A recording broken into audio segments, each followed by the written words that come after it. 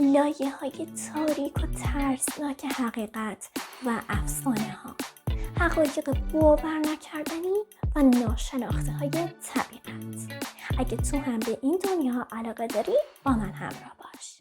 سلام دوستای خوبم، حالتون چطوره؟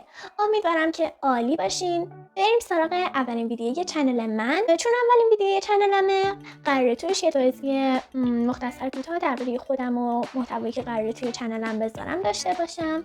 البته چون عجله‌ای این ویدیو رو ساختم، شاید یه مقدار ساده باشه و خیلی اون کیفیتی که خودم میخوام اون نداره، ولی خب توی ویدیوی بعدی جبران میکنم.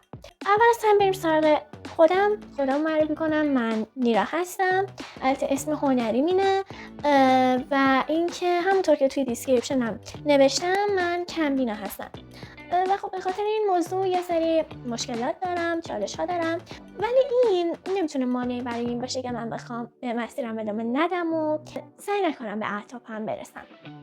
و خب یکی از اهدافم همین یوتیوبری هست، اینکه بتونم توی یوتیوب موفق بشم. بیشتر از این درباره خودم توضیح نمیدم، بریم سراغ محتوای چنلم. توی چنلم قراره 3 برنامه اصلی داشته باشم. برنامه اولم درک پلیرز هست که مخصوص آدمایی که عاشق ترسیدنن، چون توش قراره تمام تلاشمو بکنم که شما رو حسابی بترسونم. در مورد بیشتر چیزای ماورائی صحبت میکنیم، البته چیز ترسناک دیگه ای باشه که برام جالب باشه ازش نمیریم. سراغ برنامه دومه که اسمش وایندر فکتس هست. توی این برنامه قرار راجع به حقایقی صحبت کنم که شما رو شگفت زده یا شاید متعجبتون کنه و اگه اینجوری نباشه ممکنه یه چیزی به اطلاعات عمومیتون اضافه کنم. برنامه سومم هیدن نیچر هست. توی برنامه هیدن نیچر قرار محتوایی بسازم که مناسبه برای کسی که عاشق طبیعتن، چون توش قراره درباره طبیعت و ناشناخته هایی که شاید تا حالا چیزی راجبشون نشنیده باشین صحبت کنم و یه سری حقایق دونستنی جالب درباره طبیعت.